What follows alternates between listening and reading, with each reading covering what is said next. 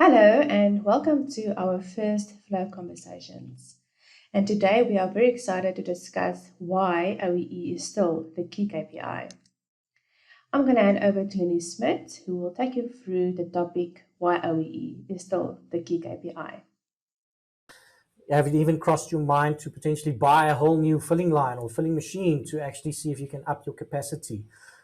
But obviously the biggest question there is, are you actually running to full capacity with the pieces of equipment and personnel that you currently have on your floor? And do you sit on a lot of inventory? Is it a case where there's a lot of changeovers between product? Because if you run product A, you always have an issue. You're struggling to get that product out of the door. So you're sitting with a lot of product inventory that's stacked. So if you answered yes to those, then potentially you also need OEE. Now, Vaughan, we do a lot of consulting as well. Obviously, we walk a lot of plants. You've come from the food and bev industry as well. What do you see as a little bit of a constraints or inefficiencies in the way that people try to enable themselves to see what their OEE score of their pieces of equipment is? Yeah, Lenny, well, what's quite positive is that people recognize the need to understand inefficiencies, right? So there's a number of systems out there that people might have. And I use the word systems loosely because oftentimes it starts off with a paper-based system, perhaps your operator handover sheets and so forth, trying to track your efficiencies or your numbers on those. Some of our clients that we've seen have moved into the whiteboard space. That's also useful, a whiteboard in the control room where you're trying to track your OEE or some sort of efficiency number. Probably not OEE if you're doing it on a whiteboard. And some have even gone to our good old spreadsheets to keep track of what's going on. The problem, though, is that oftentimes people are reliant on people.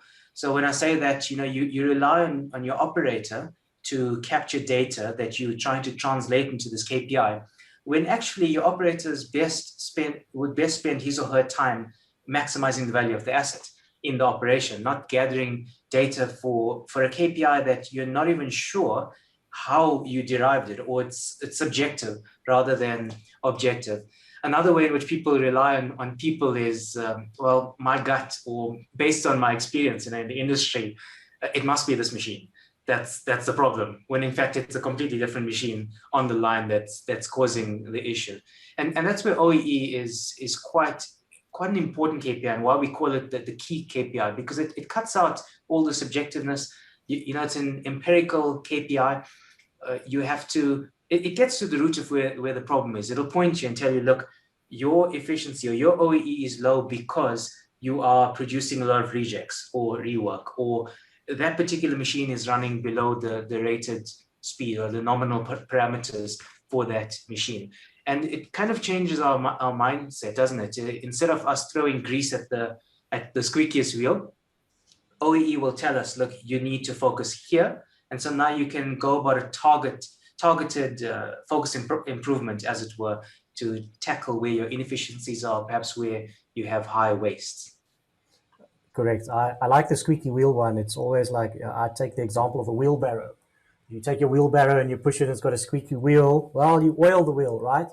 But the fact that you had to run 20 times up and down to finish off the load, well, that's potentially not, that's actually the problem potentially, right? So very important to see the bigger picture and what is actually contributing to that score, definitely. Now, let's just unpack what is OEE actually. We spoke a lot about it now, and it's our industry curse, unfortunately. We've got 3-letter acronyms coming out of the wazoo.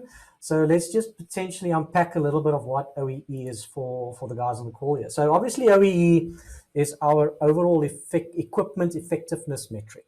As Mo mentioned, it's an empirical best practices metric, and it's measured in a percentage. And we'll talk a little bit about that later as well. Now, it's all about losses. So OEE is all about what is the loss because of equipment standing? What is the loss due to performance, my machine not running to the rated speed? And what is my loss due to quality rework that I always have to do, or just breakages, or whatever the case is that's producing? So it's all related back to loss of time that you could have actually ran your production. It is a strategic metric, is one of those metrics that we try and use to strategically increase and increase and increase. And what we do see is that it's a great tool for line managers. Yes, there's a lot of people saying that you can do real-time OEE, 100% correct, but there's a lot of stuff that people classify at the end of the shift. There's a lot of stuff that people go and reconcile at the end of the day. And that's why we say it's a very good metric for different type of people, for line managers. It's a percentage. So if I tell you that your performance is currently 80%, what does it actually tell you? You need to relate that 80% back to, okay, my machine is running X amount of rating.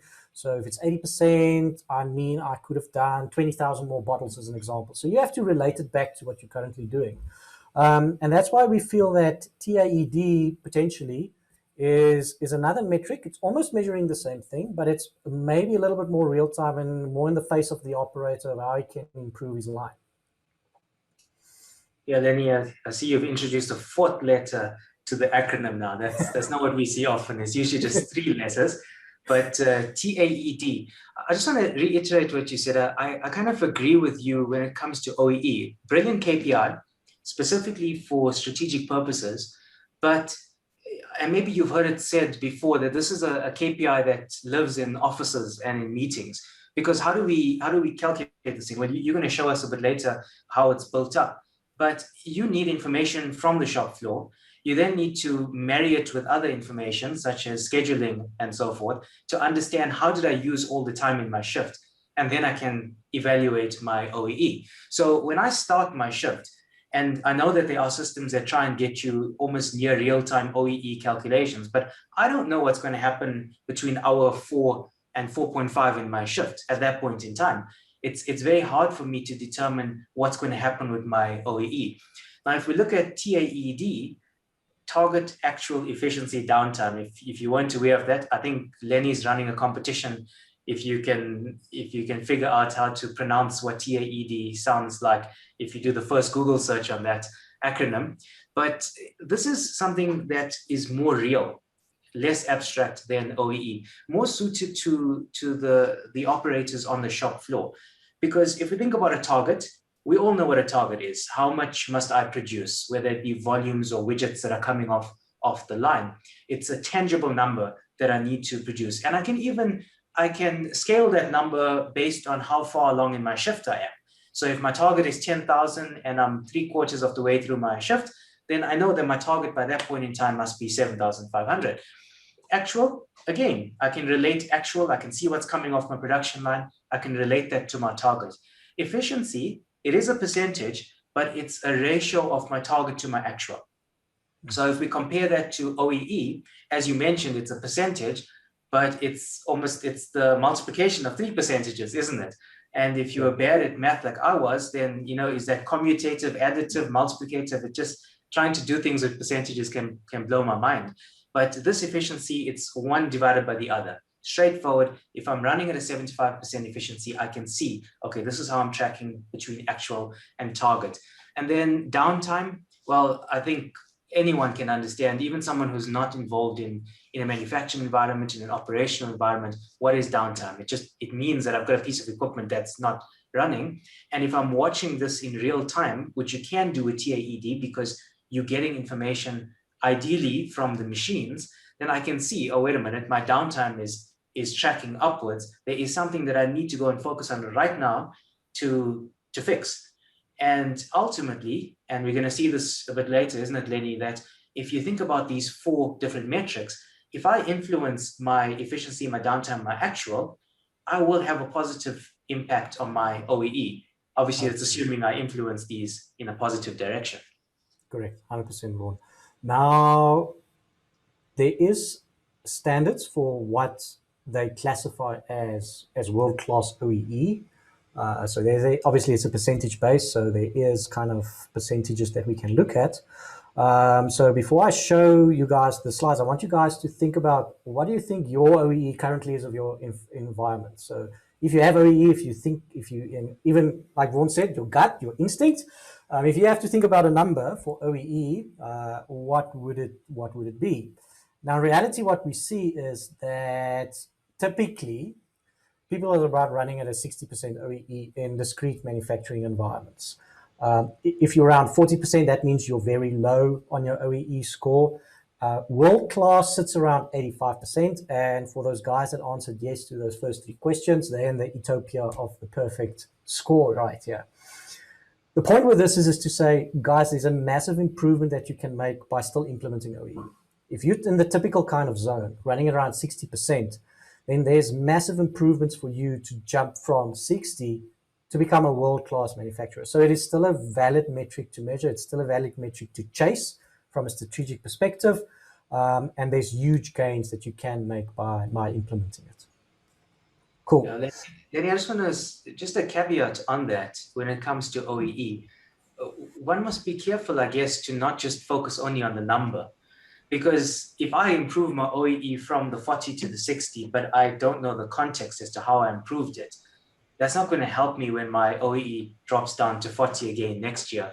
So importantly, when we are monitoring OEE, it is a key KPI, and we want to understand what it is that made up that KPI. So what levers can I adjust to move that KPI in the right direction? Yes, when we normally say a gauge on a dashboard can't fix a piece of equipment. So 100%. All right, so let's see how we actually calculate a little bit of the OEE based on time. And as I said, it's all about losses. So let's look at a shift. You've got a shift. And normally what we do is we say, what is the time or the duration of that shift? We call that the calendar time. That's the time that is people is at work, ready to go. The first thing that we need to understand to subtract from this calendar time is our schedule. Now, we spoke about this as well. We need to be able to enter the schedule or get the schedule into our system. And the schedule is all about how much time do I allocate for planned stuff, like a lunch or a break or a staff meeting, etc.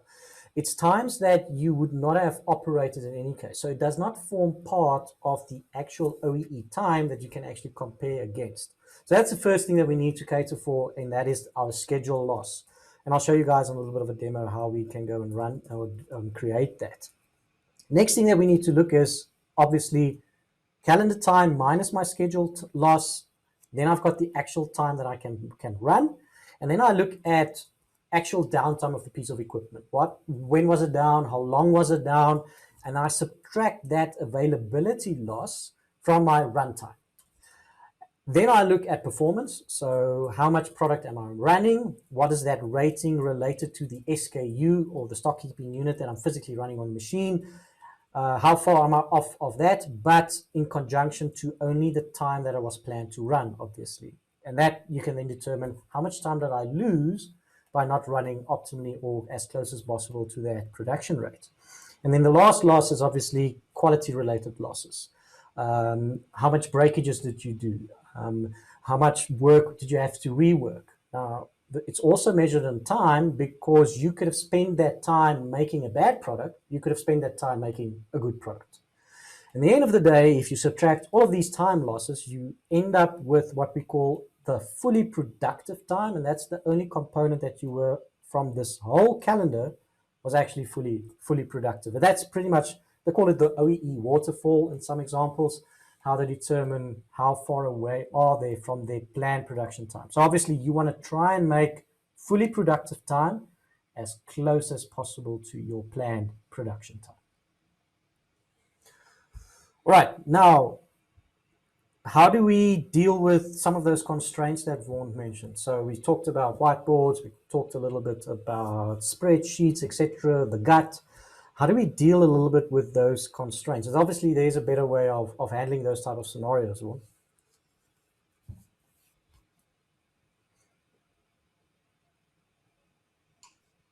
So Lenny, again, we cannot stress enough the importance of automating this where possible. Obviously, and it's something you're going to point out later, we can start small by getting people to record reasons and so forth as part of the change management. But where you have this information coming from your equipment, you want to include this in your KPI tracking. If you think about things like your downtime events, if your machine can tell you when it stopped and started, and it could be a simple sensor that gives you that information, that immediately removes a large burden of human error or possibility of human error. And then at least the conversation moves away from, can we trust the number, to this is the number. Okay, what do we do about what the number is telling us? Correct. And it's all about improvement stuff that's now, or improving constraints that's now being recorded as fact.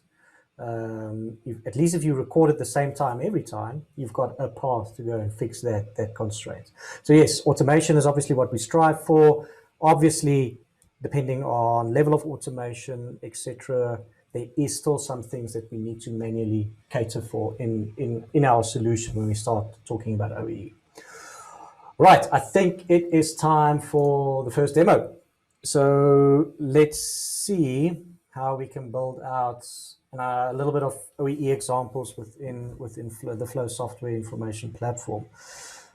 Just give me a second. I need to switch screens here, and we should be up and running in a few seconds. All right, so here's the competition for the guys that was paying attention. If you can pronounce that word. So that's the first thing that you get when you actually Google TAED. I can't say it. I'm not even going to try, but there's a competition. If you can pronounce it, great on you. We'll send you something over the post. No, just kidding. Okay, let's go into Flow. So this is my little VM that I've got going here. You'll notice that I am striving for something like this.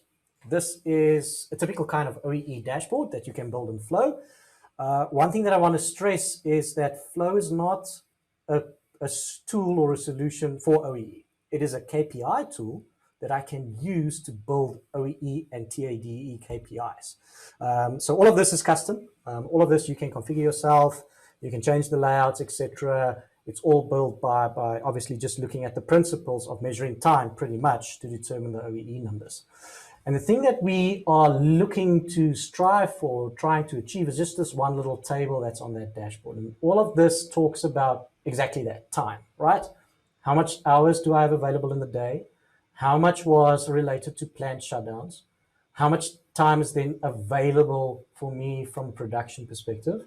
How much downtime did I have?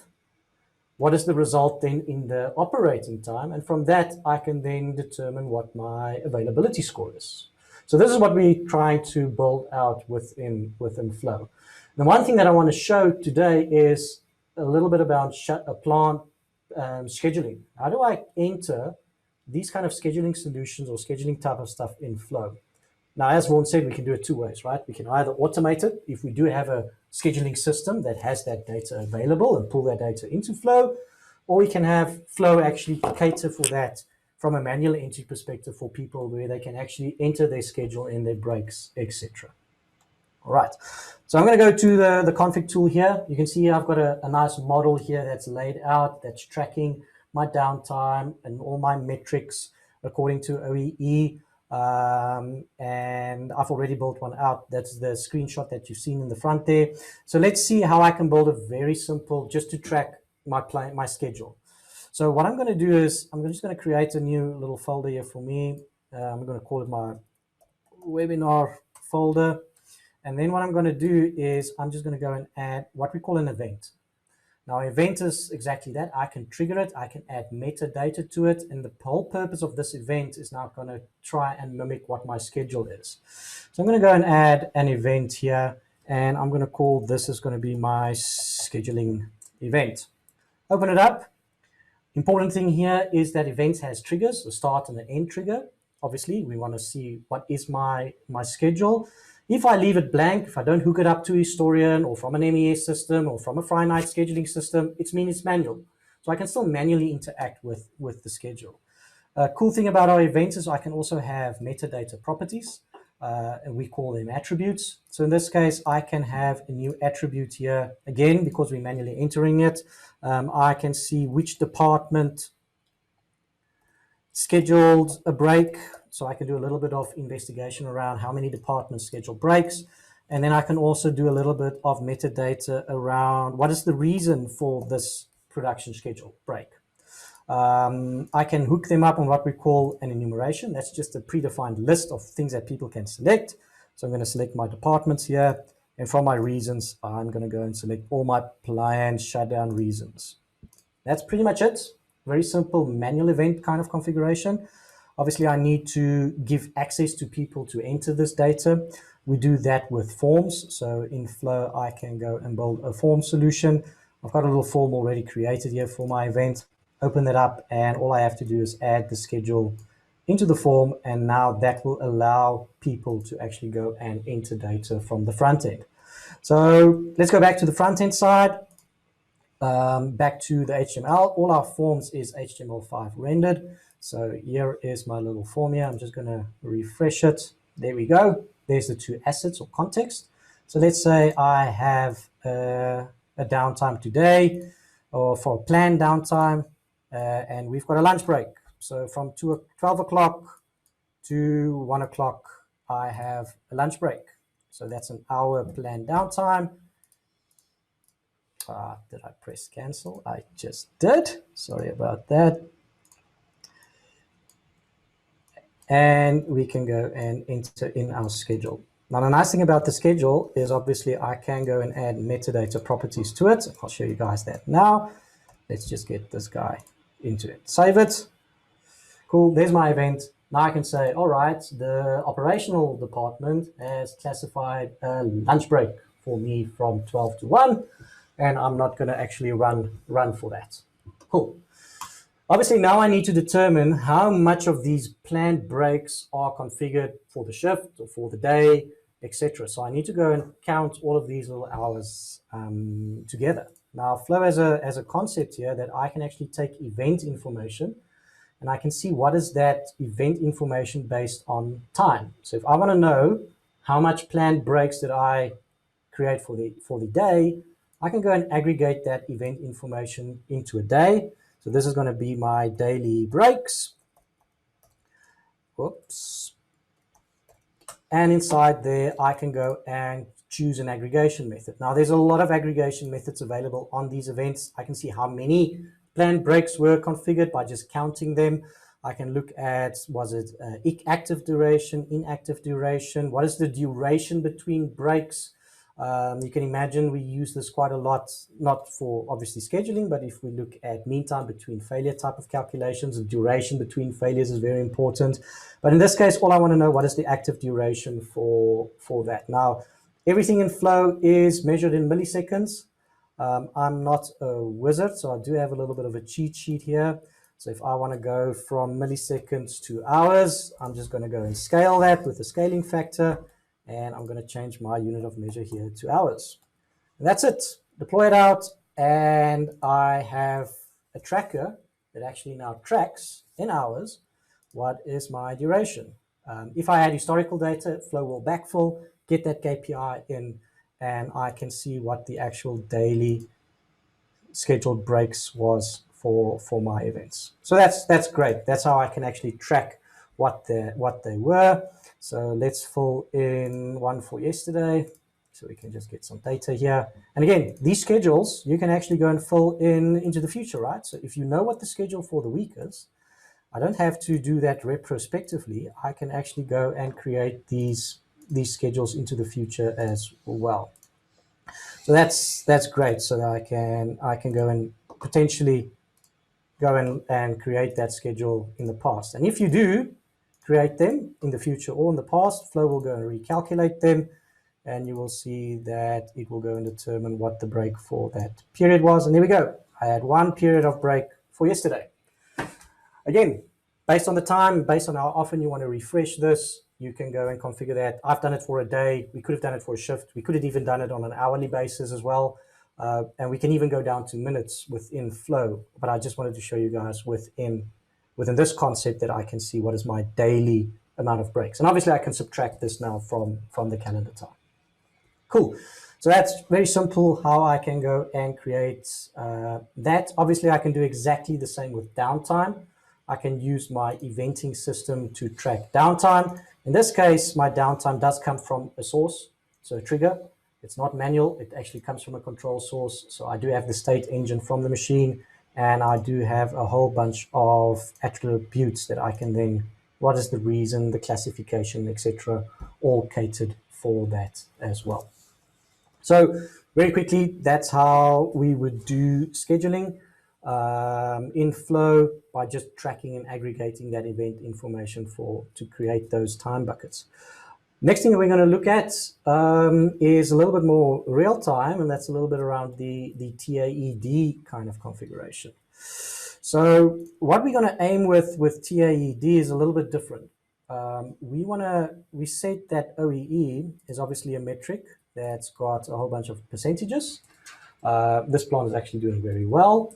But what we want to actually do is give the operator a little bit of tangible KPI that he can focus on. So let's see how we can create a TAED calculation. All right, so again, in my little webinar folder, I'm just going to extend my model here. This is going to be my TAED. Let's do it for line 3. And now I would like to get my production totals. Now my production totals luckily does live in a historian.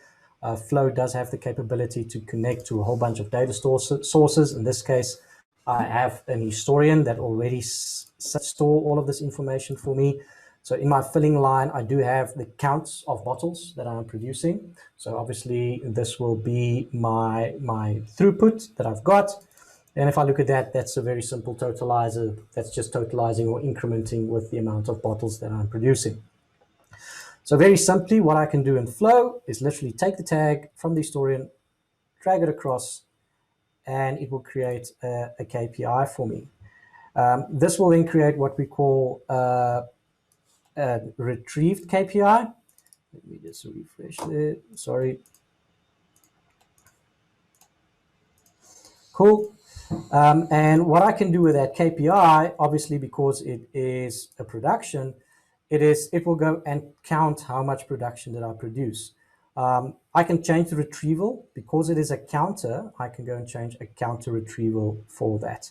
So that's the first thing. I know how much am I producing currently by performing a counter retrieval on the data. The first thing that we need to compare this against, though, when we look about TAED is what we call a target, right?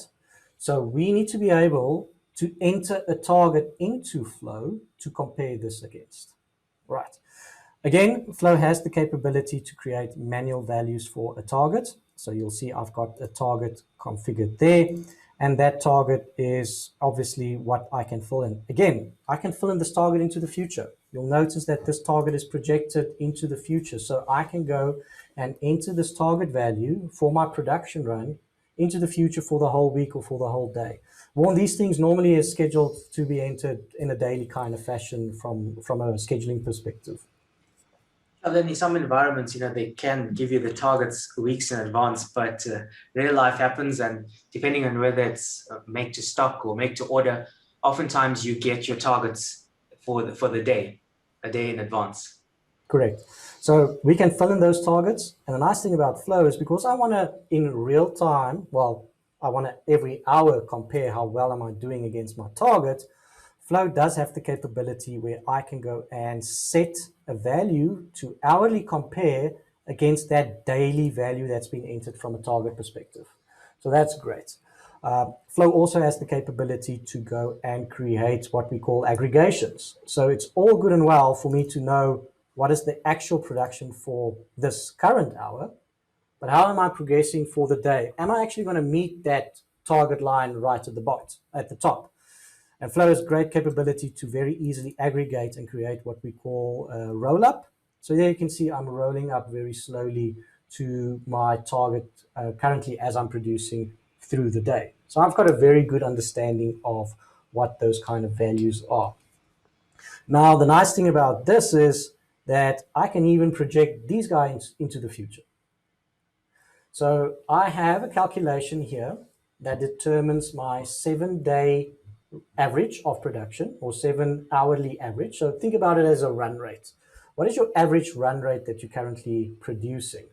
And I can use that run rate to kind of predict or to push that into the future as well. We call them projections. We project the value into the future, what they potentially could be. And I can even use those projections to actually go and show me what my theoretical, based on my run rate, value is going to be right at the end of the shift. So I can see how far I'm going to be off for the end of the day by values that I'm currently calculating already. Now, obviously, we want to show that a little bit visually to our operators and not in this kind of formal fashion. So we can actually go and create a little bit of a TAED kind of dashboard here. So this is a very simple little dashboard, but what you will see here is the blue area chart. That is your day-to-day kind of accumulative value. You're sitting currently at 3,000 or 37,000 bottles. If you continue with your current run rate, that's the orange line, you're going to end at the end of the day at around 45,000 bottles. And then we can also do a little bit of regression analysis. So this blue line here is regression applied to the data to see where you're going to end up. So you'll notice at the end of the day, you are just going to miss your target there. There's a little bit of a gap there. So you need to, and you can influence this right now. So I can make a decision to see if I can up the run rate, increase my production throughput here, and see in the next hour if it actually moves this line closer to the target that I need to adhere to right at the top. So we can utilize these kind of measures as well within Flow, and really give the operator something to chase for. And these are not percentages, these are numbers, right? It is an actual number. It is a number that I can see and utilize. And I can easily see visually how far am I away from that perspective. Cool. So Lenny, this is all very, very nice. And I still have a question though, because this is a beautiful dashboard for my manager, and also perhaps on the line, on a display on the line. But as an operator, I may primarily be working in my SCADA. So can you get this information in your SCADA? Yes, you can, Vaughan. I am just going to start up my SCADA system here. And while we talk about that, we can cover that topic as well. So 100%. We give you the visibility, we do the calculations of the KPI, but as we mentioned, that gauges cannot fix software or machines, right? So we give you the information. Yes, Flow does have its visualization components that it can display in a browser, but we might need to deliver it in different ways and forms. You also mentioned it a little bit earlier, Vaughan, is that there needs to be obviously training. There needs to be a little bit of a workflow process on how and what was done to drive your OEE numbers into a certain point. But yes, we need to deliver data to a whole bunch of more people in the organization. They can be IT people, they can be the operations guys, quality guys. Management will need a different view and look on the data. But very importantly, we need to push this data right there to the operator where he works. And I think that's the biggest thing that we need to kind of aim for from that perspective. All right, so, and again, you can maybe advise to this from a product perspective, but we've tried very hard within Flow not to make the data in Flow a black box. We also try very hard with Flow to make use of standard architectures and standard protocols. So there's numerous ways where we can actually send this data out to our operators. Yes, Lenny, I think the key thing, especially in this day and age, is information. I wouldn't want to be looking at a number which perhaps my increase is based on if I have no idea where this number came from or how it was calculated. So at Flow, we believe in openness. At the same time, security is fundamental. So if someone doesn't want us to see a number, perhaps it is a highly confidential number, you can't. But certainly when it comes to things like OEE, you want the operator to be able to see what were or even TAED, what made up that number. Correct. All right, so let's see how we can do that. All right, so I'm going to go back to my VM here. Let's go into the config tool. And one thing that you will notice is that just like I can get data into Flow by using a historian or for process-related values, I can also push data out of Flow. All right, and we call them consumers. And there's a whole bunch of consumers that we do have. We've spoken about utilizing open protocols. I do have currently an MQTT broker that I've configured to actually push the data out. We can utilize Sparkplug B. From that perspective, we can write our own topic and payload information with that information. And the cool thing about that is that I can actually take that info and integrate it and push it right into the SCADA's user. So I've got a little SCADA here. Sorry, I just started it up a few minutes earlier. And you'll notice that I do have an MQTT engine that's connected to this guy. Let me just close this map. And you'll notice that I can send the data from Flow right into the tag definition of this Ignition SCADA solution here. And I'm using MQTT to actually do that. So there you can see I'm pushing line B's information already. So that's the latitude and longitude and the bottles for line B. Let me enable this on line 1 as well. And we can see how that data will start pushing into it. So I can take the throughput, the current throughput that I'm pushing through, and I can go and enable the integration on these KPIs. So I can push it out. Currently, I'm pushing it out to my MQTT broker. I'm just going to enable a backfill here that it starts pushing this data out. And as soon as I do that, you will notice that these tags will start to grow if I refresh them here. So let's go back there. There we go. There's the throughput now for line 1. I don't have to create any tags in the system. It will automatically do it because of the Sparkplug B kind of payload. It will birth those tags and it will automatically send those information out. So this is great because now I can create these KPIs and I can push that data out into Flow. So let's just push out the latitude and longitude here as well, because potentially I want to show it on a map. So I'm just going to go and do that integration as well. Let's backfill these guys, and that will then push these tags out of Flow as well.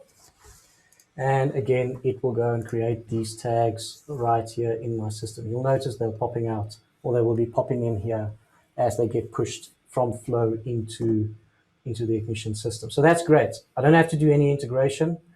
Because I'm using open standard and protocols, it just works. The two systems are loosely coupled but tightly integrated by using that. And now I can actually provide them with, this is an Ignition perspective screen. And there we go. There's my one manufacturing facility in Austin. I can click on it and see what the actual value is that I'm currently producing. And this is now a KPI that's calculated from Flow and being pushed right into the operator's face where you can see that information. So, and there's the other facility in Houston, and I can see what the number is being pushed out from that as well. So that's great. The tools are you can send the data out. It's not a black box. And I think the biggest thing about this is that we use the open standard protocols that's available to do this. And very importantly, Flow is not a black box where the data is being kept. I almost want to say kept hostage, because that's sometimes what we see in the industry, that you don't have access to your own data.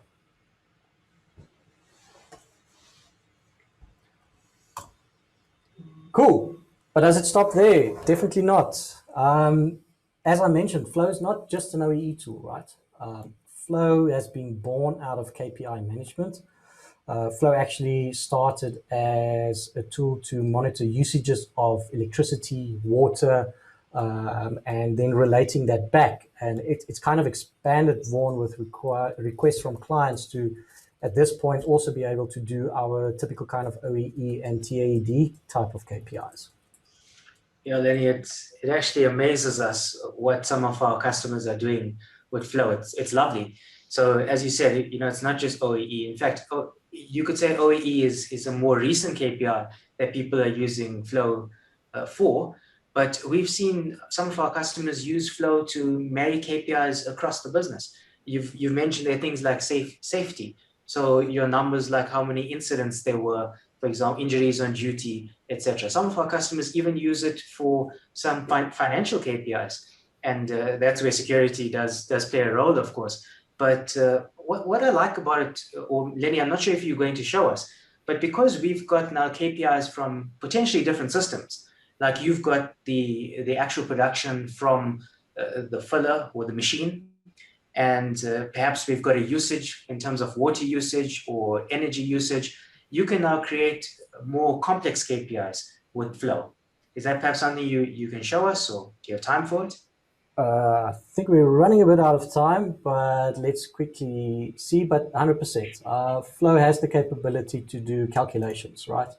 I mean, we've got the capability to divide KPIs with one another. So nothing stops me from literally taking this good production total and then potentially dividing it with a water reading to get a water per unit kind of calculation, right? So in this case, I do have a water mains that just, it's a totalizer, or it's actually a raw flow transmitter that tells me how much water am my plant consuming.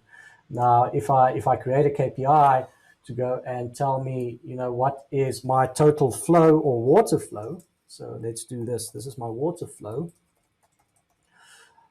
Let's quickly get this guy up and running. What I'm going to do here is just a normal time-weighted average of the flow. Just do a scaling factor to get it into liters per hour. But now I've got total water usage by my plant for the hour. I've got my total good production. So it's a very simple calculation where I take good production, drag it onto the calculator icon.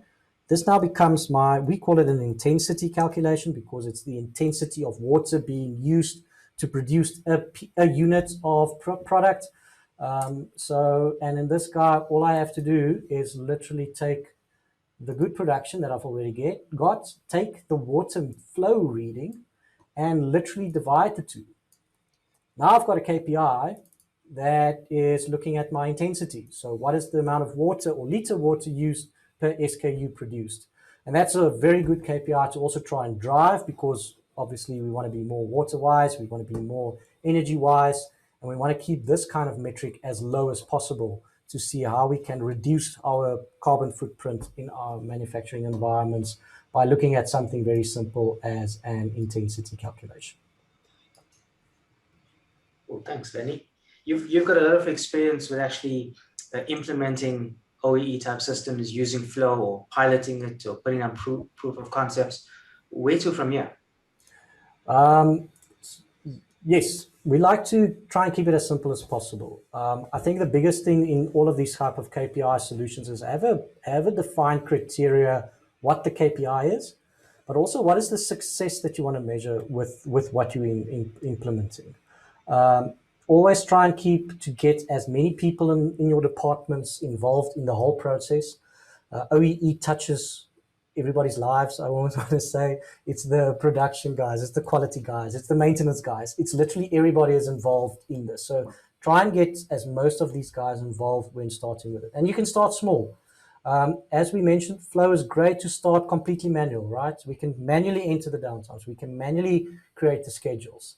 I think with about probably less than 5 automated systems or tags from your control system, you can pretty much do a whole OEE implementation to some extent. So start small, identify the ROI with that, and try and approach it in an agile perspective. Do one KPI today.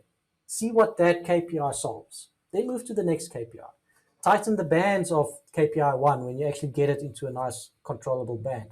But try and do that agilely so that you can show a lot of value very quickly. And onto that point, Flow has the concept of templates. So I can templatize a KPI. I can roll that KPI out to numerous of my manufacturing facilities. And the nice thing about that is everybody uses the same calculation, and I can actually now compare and benchmark for different facilities with one another. So try and get these as little incremental steps to really try and get buy-in. And you'll notice that everything I've done today was by the means of drag and drop, integration of the tool. So we really try and promote that. You don't have to go and write a custom or very, normally from an IT perspective, they write custom code and custom configuration and custom reporting. Try and use as much as possible from the tool that's available, rather than trying to go too complex to try and identify what your OEE numbers is. It is simple to do, but yeah, there's normally a little bit of hurdle and blocks when we try and produce it. And hopefully if you follow this process, you can show a lot of value very quickly from that perspective. Cool. All right. Thanks, Vaughan. That was on the OEE KPIs. The rest of the time, I just want to quickly go around what's available from Flow's website when we talk about enablement.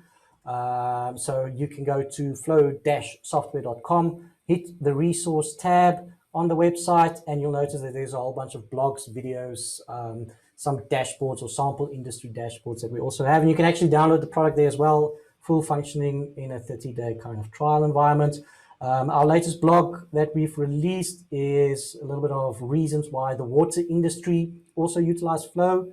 Completely different vertical, nothing to do with OEE, but again, lots of KPIs that they monitor in the water industry, a lot of chemical analysis, stability, etc. in there. From a video perspective, we also create a little bit of a video. I should have shaved in that snippet there. That's okay. A lot of our previous webinars is also available here. You guys saw how I can do the KPI projections a little bit. I would advise you guys to go and look at that KPI projection webinar we've done late last year as well. That's a great one to see how you can create these run rate kind of guys going into the future. And then, yeah, we're trying to release a little bit of industry-specific dashboards that you can go and look and play with.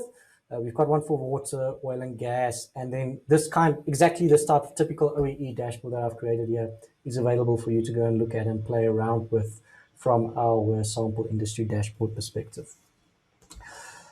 Cool. With that, I'm going to hand over a little bit to Tebe. He's been very quiet here today. It's not his fault, it's my fault and Vaughan's fault for talking so much. But I just want to ask Tebe just to give us a little bit of things that he's seeing in the support cycle. Guys, because this conversations is every quarter we will update this with the new stuff that we see from clients and the new support tickets and the new things to look out for. So we will get a little bit of a review of this in every quarter conversation that we have. Thank you, Lenny. You did mention before that we actually want you to be able to break your data free from the black box that usually other products would keep your data in, right? And we had a nice example of how to use an MQTT to do exactly that. We did mention that we have SQL-based data sources or data consumers that we can actually send it out. And there's an example of what we support would be your Microsoft SQL common in the industry, your Oracle. So if you're using MySQL or Postgre, if you use that as well. And if you get to a point where now you have 100% productivity, or actually when you get your OEE to your 80% and you're doing better, you could expand. Now you've grown your business a bit more, and you have Flow in a tiered architecture. You could actually send those KPIs to other parts of your organization. To get more information on all of these, you can go to our website, which is support.flow-software.com. An example here is your consumers. You can see if you go to your data consumers, you'll be given an article that shows you, that explains to you with pictures included exactly how to go and set up a consumer for your system as well, or your instance. And Lenny, if you can just show them here. Yeah, let's quickly go there. So this is the Flow support website, as Tebe mentioned, support.flow-software. This is one of the articles that's around for the consumers, explaining what is a consumer. And very importantly, it's a push mechanism, right? So Flow still is that single source of the version of the truth of the data. So explain a little bit what a consumer is. And then obviously I use the MQTT one for today's demo. We explain what is the kind of payload definitions that we support, and what is the things that you can actually go and replace with to create your own payload definitions. And there's a peripheral of replacements that you can go and use. Obviously, you can still use the Sparklet B article for that as well. So yeah, please check it out. We kind of say to check out the supports and the articles bi-monthly, especially with potentially new releases that's coming along. And then obviously we'll update these resources as well. Cool. With this, Mr. Vaughan, can you give us a little bit of maybe a sneak peek of what's coming? Yeah, Lenny. So as you are aware, we try and follow your standard major service pack patch release cycle at Flow. And if you have a look through our timeline, you'll see that we were in a patch release cycle, and the patch release cycle is about 4 to 12 weeks, depending on how much we're trying to pack into that patch release. And then there's times when we dedicate all resources, if we can put it, except for critical fixes, to our service pack. And we're coming up to a service pack. We're looking forward to it next month. And just to show you a little bit of what's going on, so I guess you could divide the service pack, which is 5.4, into three sort of verticals, if I can call it that. The one is the new features. And obviously we can't show you all the new features in this tiny diagram, but some of the things that maybe might pique your interest is some changes around events, allowing, you spoke about events needing triggers, but now we've brought in the ability for events to trigger other events and to make those triggering mechanisms more complex, which, as you can imagine, for OEE specifically, is going to be very helpful. InfluxDB, it's doing some amazing things around the world. People are using Influx as a data source or to store their data. And now you'll be able to bring that data into Flow, into your KPI platform, so that you can use it along with all the other data. And then security. We spoke quite a bit about security. Well, I mentioned it a few times. It's close to my heart as well, that one should not be able to access information that one is not entitled to. And in Flow, we are locking that down in terms of if something is secured and you don't have access to it, you may be able to see everything else on the report, but you won't see what you're not entitled to see. Then there's also just general usability, so extending what Flow has been able to do in the past around templating. So now you'll be able to create templates of everything in Flow. And you can think about how powerful that is if you create a template from maybe your head office, your central office. You can basically build what you just built there in terms of an OEE dashboard and send it down to your plants, and they can tweak it as they're allowed to. And then copy and pasting. This is specifically a useful one for the guys who are doing development in Flow, because oftentimes we work in a dev environment, and then you want to take it into your production environment with minimal impact. Now there's going to be a native way that you can copy and paste anything from one Flow instance into another Flow instance. And then with every release, there must be fixes or updates. In this release specifically, we are going a bit under the hood in terms of our .NET support, and we are using later versions of .NET just to keep pace with what Microsoft is doing as well. And one of the questions that we've almost always been asked since day one of Flow is, we speak about minutely measures in Flow, but wait a minute, they're not minutely, it's actually 5 minutes. Well, from here on out, minutely will be minutely if you so desire. You can set up your minute to be 1 minute, 2 minutes, 3 minutes, or any what is the word, multiplier of an hour in the new Flow. Cool. So yeah, Vaughan, that means I can update my TAED potentially every minute to get absolutely. And some of our customers have mentioned that in certain countries, for example, 3 minutes is a key interval. For example, when it comes to electricity monitoring, so your peak demands and so forth are based on 3-minute intervals. So go ahead, you can do that now in version 5.4. Perfect. And then Lenny, just a little bit on. Sorry, Lenny. I just want to say, when can we expect this release? Yeah, so May, and that's soon, isn't it? Eh? That's next month. So it's not the typical software development. We're going to deliver December 2013, eh? Yeah, I see you put the year in there. It's very important, Lenny. It's May 2021. Okay, cool. Perfect. Thanks, Vaughan. And just about that, Lenny, I think you've got that information on the next slide. If you want some information, Tebe has mentioned it as well, support.flow-software.com. If you want documentation, you'll get it there. The release notes will be there. If you register on that site, we will send you a notification as soon as the release comes out and any future releases thereafter. Perfect. Cool. So just to mention one more thing, if you've mailed us before to our support box, then all you have to do, there's a small button in the signing screen. Just click that. It will ask you if you've mailed us before, and then you can just simply go there. You'll be sent a password link, and then you can go ahead and join. Perfect. Thanks, Easy. David. Cool. Right.